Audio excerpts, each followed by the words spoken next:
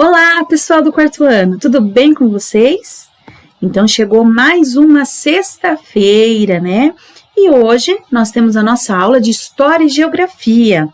Como na semana passada, nós vamos fazer as atividades juntos nesse vídeo, tá bom?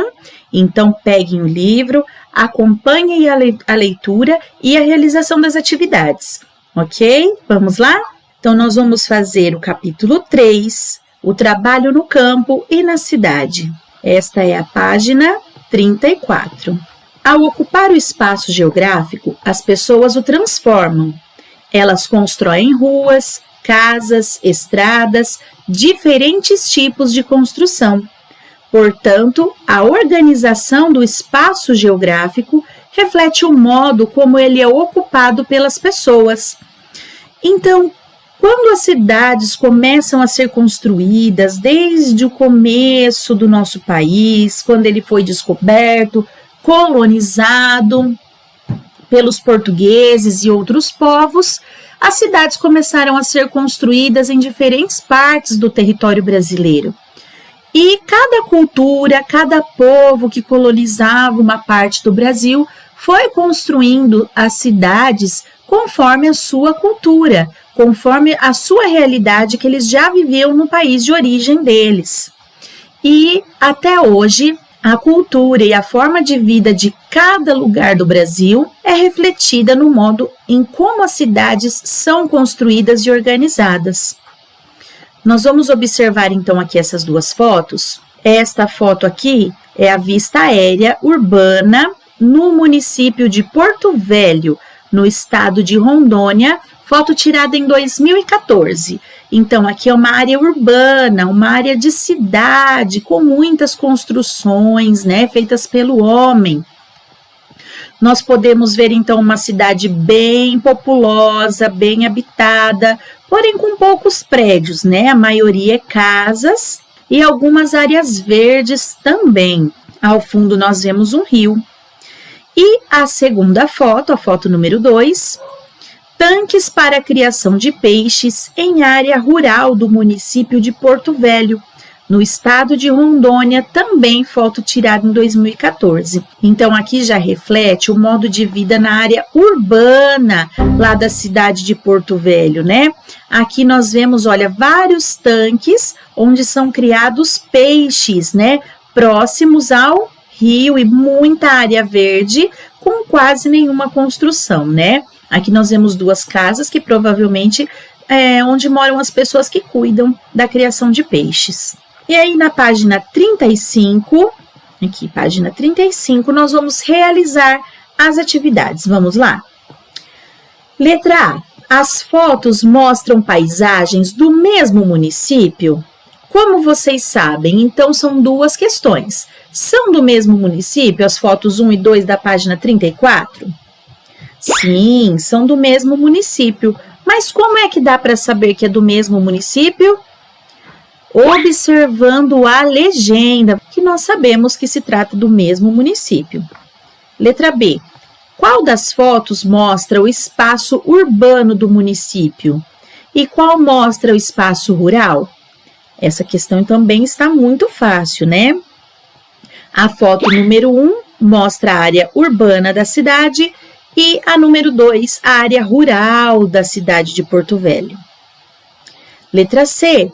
Que diferenças vocês observam entre esses espaços? Então, olha lá, a questão já nos mostra que há sim diferenças, porque a pergunta é: que diferenças vocês observam? Então, não é se existem diferenças, mas quais nós observamos. Quais as diferenças, então, nós podemos observar? É uma resposta, de certo modo, pessoal, mas nós vamos citar aqui algumas diferenças para facilitar a atividade de vocês. Nós podemos observar na foto 1 muitas casas, alguns prédios, muitas ruas, avenidas asfaltadas. E não temos isso na foto número 2. Na foto número 2, nós já vemos pouca construção, muita vegetação e os tanques de criação de peixes. Então, essas são as diferenças entre as duas fotos. Se você observou mais alguma diferença, pode completar essa resposta, ok? Vamos então para a questão número 2. Quais elementos do quadro predominam no espaço urbano e no espaço rural? Complete a tabela com estes elementos. Então, nós temos um quadro aqui que cita alguns elementos, tanto da área urbana quanto da área rural. O que nós vamos fazer é separá-los. Quais deles fazem parte do espaço urbano, quais fazem parte do espaço rural. Então, nós podemos ver no espaço urbano concentração de casas. Então, nós vamos anotar aqui, concentração de casas. Muitas construções e ruas asfaltadas. Então, isso é o que nós vemos no espaço urbano, os elementos do espaço urbano. E no espaço rural, nós podemos ver plantações, podemos ver pastagens e as casas são afastadas umas das outras, né? Quem mora aí na área urbana de qualquer cidade sempre tem um vizinho próximo ao seu muro, ao seu portão, né? Às vezes no mesmo quintal, quando se trata de duas casas no mesmo terreno. Porém, quem mora na área rural de uma cidade consegue perceber que as casas são mais longe umas das outras, né? Pois existem menos casas e mais espaço de vegetação, plantações e criação de animais. Questão número 3, então, ainda na página 35. Essa é uma questão onde nós vamos discutir oralmente. Quais outros elementos da paisagem você identifica no espaço urbano e no espaço rural de um município? Converse com o professor e colegas. Então, na verdade, você vai aí junto com o papai, a mamãe, o irmão, a pessoa que estiver te ajudando aí na atividade, discutir se há algum outro elemento, tanto no espaço urbano quanto no espaço rural, que nós não anotamos ali na tabela. E se quiser, pode até completar a tabela, porque está sobrando ali uma linha em cada lado. Nesta página, então, nós vamos falar sobre o trabalho e os setores da economia. O trabalho realizado pelas pessoas no espaço rural e no espaço urbano de um município está ligado às diversas atividades econômicas que são desenvolvidas em diferentes locais. Podemos agrupar as atividades econômicas em 3 setores. Então, olha, retomando. Tanto no espaço rural quanto no espaço urbano, há vários setores de trabalho, vários setores que movimentam a economia do nosso país. E essas atividades econômicas, esses trabalhos, eles são divididos em 3 setores. O setor primário, qual é o setor primário? O setor primário corresponde às atividades relacionadas à agricultura, à pecuária, o extrativismo vegetal, mineral e animal. Além da silvicultura, atividade ligada ao plantio de árvores, que geralmente são comercializadas. Então, todas as pessoas que moram na área rural, principalmente, que plantam algum tipo de alimento, que criam animais, que extraem recursos da natureza, tanto recursos vegetais quanto recursos minerais, recursos animais, além do plantio de árvores para o comércio, estão dentro do setor primário. Mais à frente aqui do capítulo, nós vamos ver com mais detalhes como é que funciona o setor primário. Nós temos também o setor secundário. O setor secundário corresponde às atividades relacionadas à indústria e à construção civil, construção de casas, prédios, pontes, estradas. Nesse setor, utilizam-se as matérias-primas, geralmente obtidas no setor primário, que são transformadas em produtos industrializados. A indústria têxtil, automobilística e alimentícia são exemplos de indústrias do setor secundário. Então, um exemplo de indústria no setor secundário. Um trabalhador da área rural, que é setor primário, planta o tomate, por exemplo, e vende esse tomate para uma empresa que fabrica molhos.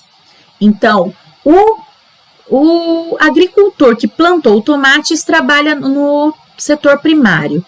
O dono da indústria, assim como seus funcionários que produzem o molho, são do setor secundário, pois eles estão utilizando a matéria-prima do tomate para fabricar um outro produto, que é o molho. Depois disso, vem o setor terciário. O setor terciário corresponde às atividades relacionadas ao comércio e à prestação de serviços. Os bancários, funcionários públicos, vendedores, professores e os profissionais liberais, como médicos, advogados e arquitetos, são exemplos de trabalhadores do setor terciário. Então, voltando ao exemplo do tomate, lá no setor primário, o agricultor plantou, colheu e vendeu o tomate. A indústria comprou o tomate e fabricou o molho. No setor terciário, um supermercado vende esse molho. E é assim a escala de trabalho dentro do Brasil, é assim que a economia é movimentada, nesses três setores, um dependendo do outro. A próxima página vai falar um pouquinho sobre o trabalho na pecuária, que é uma atividade do setor primário. A pecuária é a atividade econômica de criação e reprodução de animais. Essa atividade está diretamente ligada à agricultura, pois os animais criados geralmente se alimentam de produtos da agricultura. Então, assim, os bois, vacas e outros animais da pecuária se alimentam de produtos da agricultura, né? Eles comem grama, comem ração fabricada com cereais, com grãos, com vegetais que são plantados pelos agricultores. Os animais criados pelas pessoas podem ser classificados conforme o seu tamanho, animais de grande, médio e pequeno porte. Quais são, então, os animais de grande porte da pecuária? Os bovinos, criados para a produção de carne, leite e couro, como a vaca, né? Dela é consumida a carne que nós compramos no açougue, é consumido o leite que nós compramos no supermercado e é consumido também o couro para a fabricação de vários produtos, como cintos, bolsas, sapatos, entre outros. Temos também dentro dos animais de grande porte o asininos.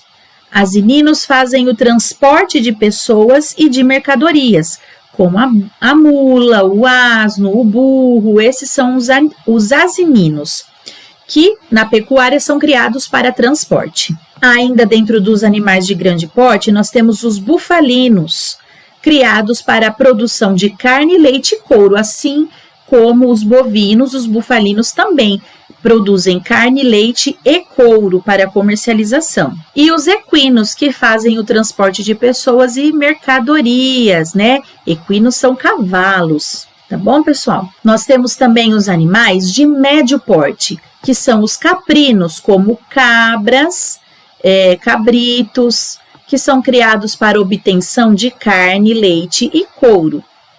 Os ovinos, como as ovelhas e carneiros, criados para a produção de carne e de lã. E os suínos, criados para a obtenção de carne. Suínos são os porcos, tá, pessoal? Nos animais de pequeno porte, nós temos os galináceos, que são as galinhas, peru e outras aves que nós consumimos, né? Que são os animais que nos dão carne e ovos. E nós temos também a apicultura, e isso, pessoal, a criação de abelhas é um modo de pecuária e faz parte dos animais de pequeno porte, porque é com as abelhas que nós obtemos o mel. Então, a questão número 1 pede para classificar cada tipo de animal em grande, médio ou pequeno porte, que foi o que nós fizemos oralmente aqui com a leitura deste texto. E a número 2, por que a pecuária é uma atividade econômica importante? Tá fácil de saber, né, pessoal? Por que é importante? Nossa alimentação, principalmente, depende da criação desses animais, né? Nós nos alimentamos de carne, nós nos alimentamos de leite, de ovos, nós dependemos do transporte desses animais lá dentro da área rural. Esses animais são muito utilizados para transporte, o que agilizam o trabalho, ajuda o ser humano no trabalho. Hoje é lógico que nós temos outros meios, né? Como tratores e caminhões, mas ainda é utilizado este transporte animal. Nós precisamos também da lã. A lã da ovelha, ela serve para produzir roupas em geral, tecidos, né, a partir da lã, que nos protegem do frio, né, que protegem o nosso corpo. E essa é a importância da pecuária como uma atividade econômica, porque nós consumimos esses produtos e pagamos por eles, né? Na próxima página que nós vamos trabalhar, que é a página 40, vai falar sobre o espaço rural atualmente e a distribuição de terras. Atualmente, o espaço rural brasileiro é dividido em sua maior parte em grandes propriedades chamadas de latifúndios. Esses latifúndios pertencem a poucas pessoas. Então, agora nós vamos ver aqui um quadro que vai nos explicar certinho sobre o latifúndio. O que é? É uma grande propriedade rural. Então, quando a gente viaja aí para o interior do Brasil, nós vemos grandes fazendas com enormes plantações. Essas fazendas são chamadas de latifúndio, onde ocorre em muitos municípios brasileiros, tanto no nosso estado, né, o estado de São Paulo, como em outros estados brasileiros. Quem trabalha na produção? Empregados fixos e outros que trabalham em alguns períodos do ano, como nas épocas do plantio e da colheita. Então, o fazendeiro, o latifundiário, que é o dono da grande fazenda, ele planta, por exemplo, soja, que é uma das maiores plantações do nosso Brasil, porque nós vendemos soja para fora do Brasil, para outros países, né? Depois que você planta a soja, ela leva um tempo para crescer e ficar no ponto de ser colhida.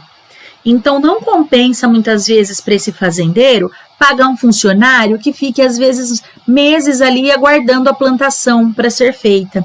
Então, o que ele faz? Ele tem, lógico, seus funcionários fixos que ajudam ele a cuidar e manter a fazenda, mas ele tem muitos trabalhadores que só vêm para trabalhar na época de plantar a soja, o milho ou outro produto, que dá trabalho para plantar, né?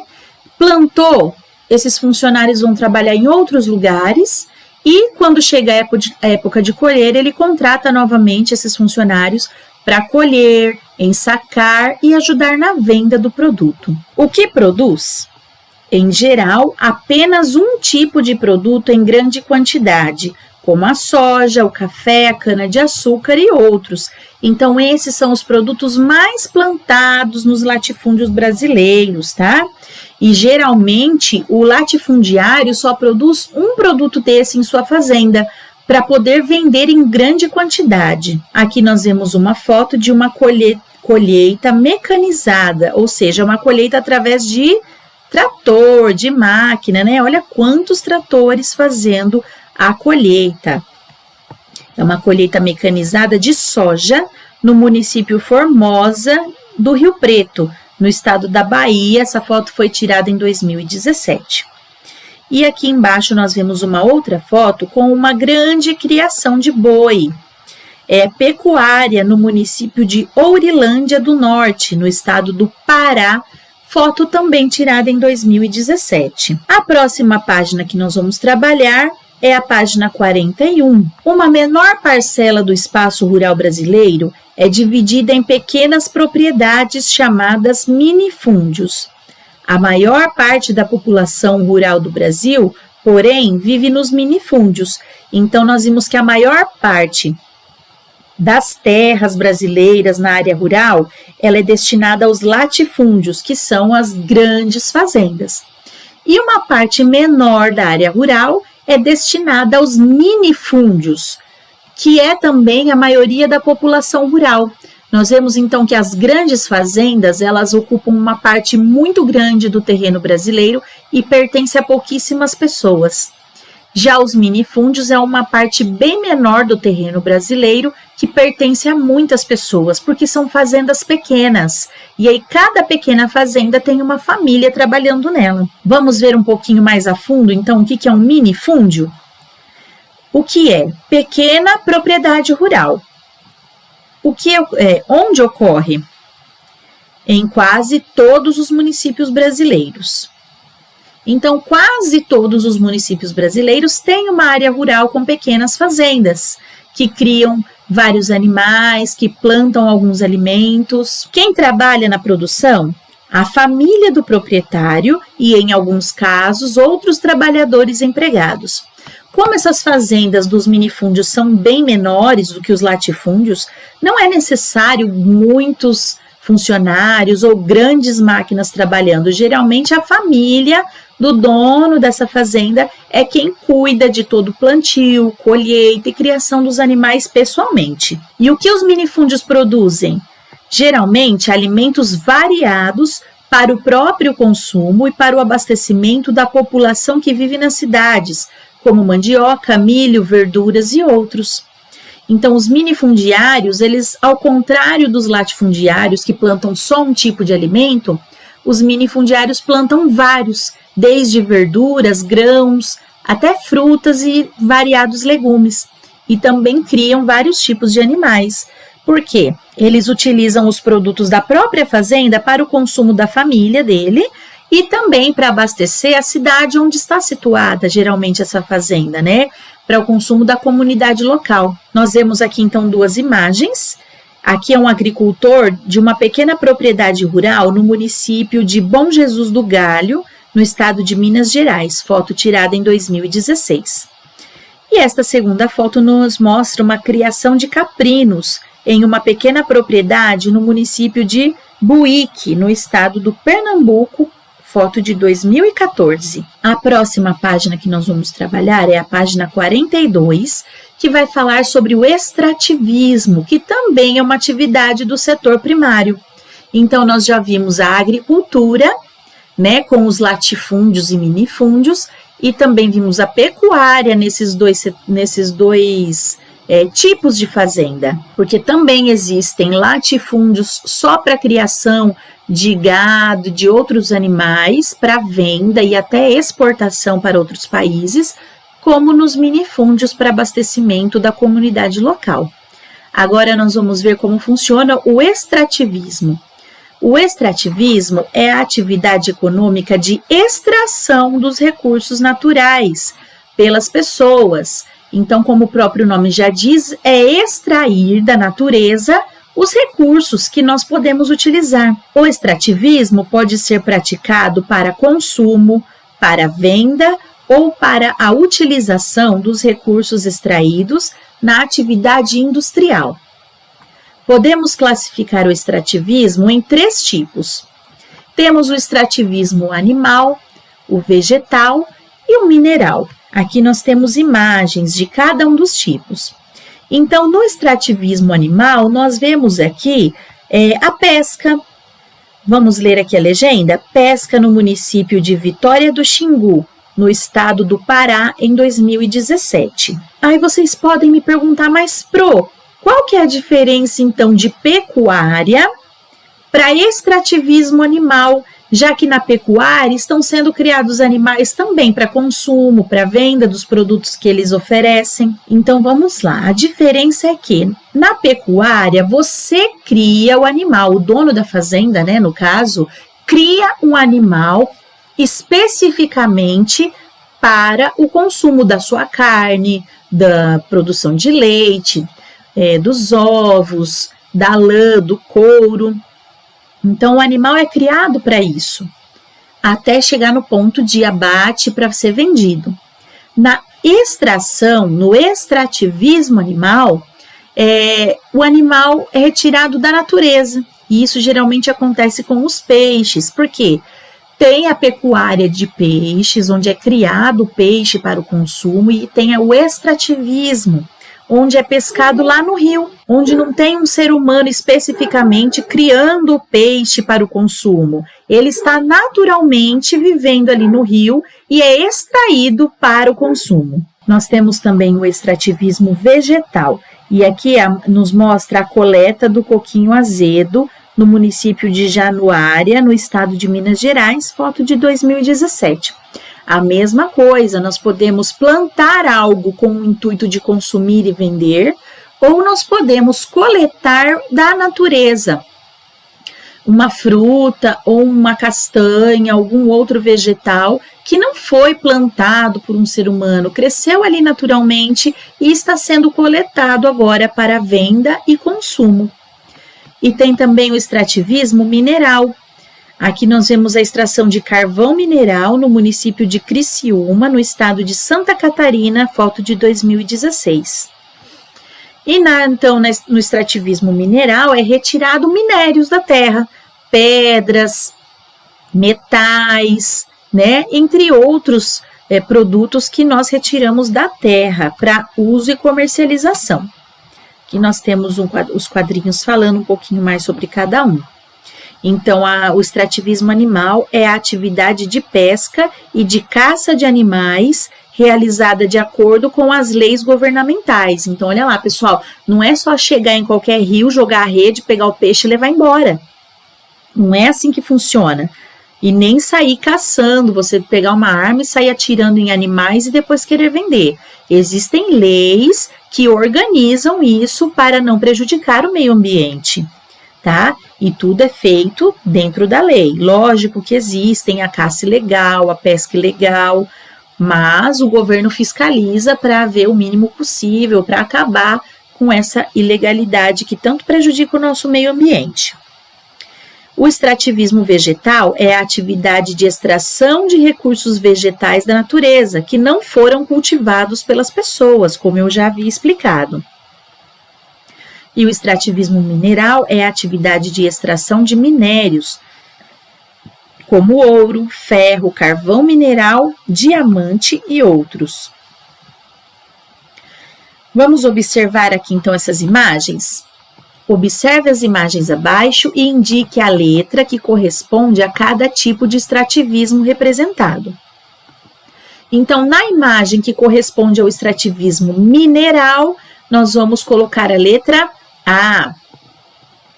Na imagem que corresponde ao extrativismo vegetal, a letra B. E na imagem que corresponde ao extrativismo animal, nós colocaremos a letra C. Para ajudar, embaixo de cada imagem tem o nome do que está sendo feito ali. Essa primeira imagem, ela está mostrando a extração de látex. O que é o látex? É o material que fabrica borracha.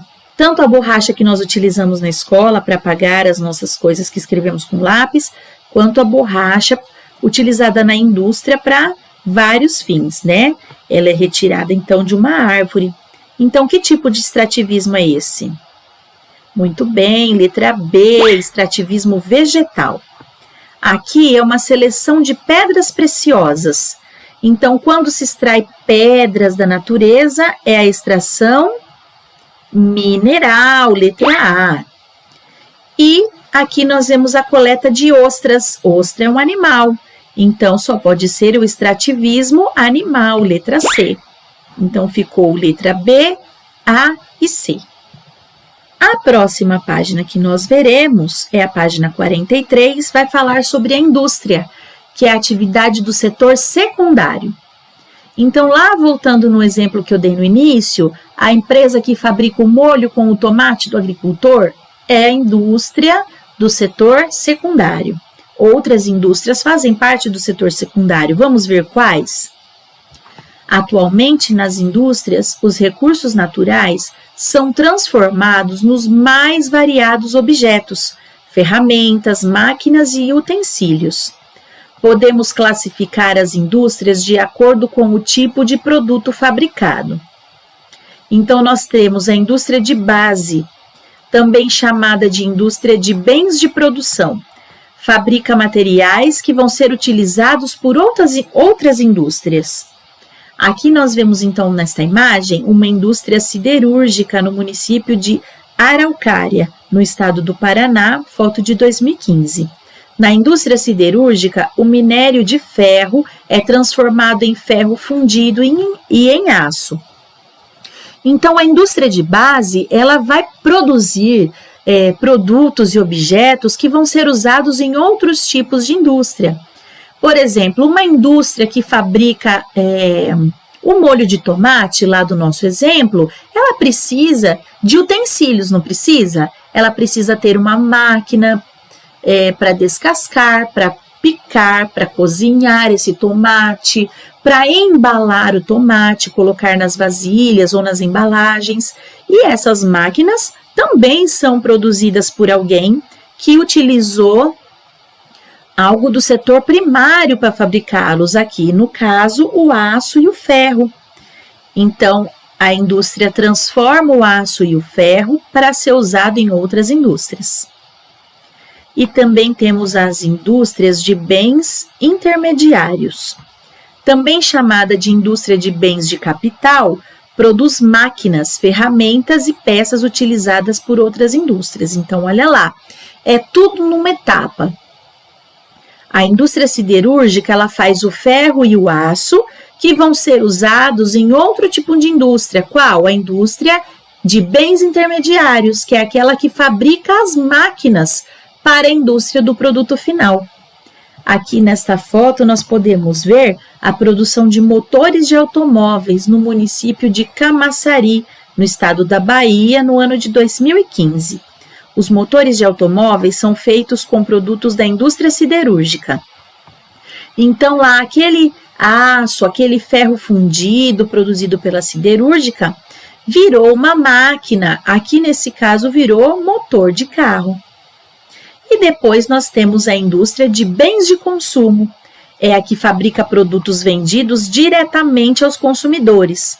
E aqui nós vemos a foto de uma indústria automobilística no município de Jacareí, no estado de São Paulo, em 2015.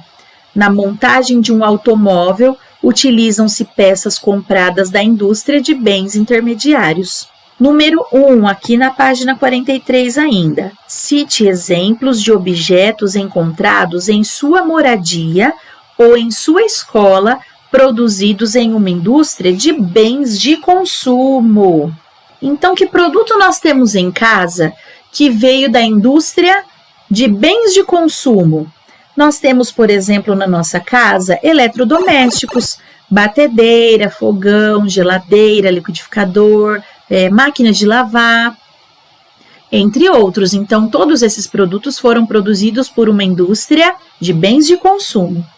Nós temos também móveis, aparelhos elétricos e eletrônicos, como telefone, computador, celular, roupas, brinquedos. Todos esses produtos que nós temos em casa vêm da indústria de bens de consumo. A próxima página que nós vamos ver é a página 46. Então, da 43, nós vamos pular lá para 46, onde fala sobre o comércio e a prestação de serviços, que também é uma atividade do setor terciário. O comércio é a atividade econômica baseada na compra e na venda de produtos. Lojas, padarias, farmácias, mercados, postos de combustível e restaurantes são exemplos de estabelecimentos comerciais. Nos estabelecimentos comerciais, podem ser vendidos produtos originários no espaço rural e no espaço urbano. Esses produtos podem ser obtidos a partir das diversas atividades econômicas: a agricultura, pecuária, extrativismo, indústria e o artesanato. O artesanato também está lá no setor secundário. Por quê? Porque transforma uma matéria-prima em um produto para ser vendido. Número 1. Observe nas fotos exemplos de estabelecimentos comerciais. Então, aqui nós temos uma loja de roupas. O comércio de roupas no município do Rio de Janeiro, no estado do Rio de Janeiro, foto de 2013. Nós temos aqui uma padaria que nos está vendendo deliciosos pãezinhos. pães à venda no município de São Paulo, no estado de São Paulo, foto de 2014. E nós vemos também apetitosos legumes e verduras, né? Venda de verduras e legumes no município de Belo Horizonte, no estado de Minas Gerais, em 2016. Estes são exemplos de comércio. Vamos responder então as questões para finalizar esse conteúdo de sexta-feira? Letra A. Quais produtos estão sendo vendidos nos estabelecimentos comerciais retratados nas fotos? Então tá muito simples, é só observar as fotos. Quais produtos são vendidos então? Roupas, verduras, legumes e pães. E a questão B. Em quais tipos de estabelecimento comercial esses produtos estão sendo vendidos? Então, onde é que se vende roupas? Em uma loja. Onde vende, então, pães? Em mercado. Os legumes também no mercado. E o pão também na padaria, né? Então, estes são os estabelecimentos comerciais que fazem chegar o produto até nós.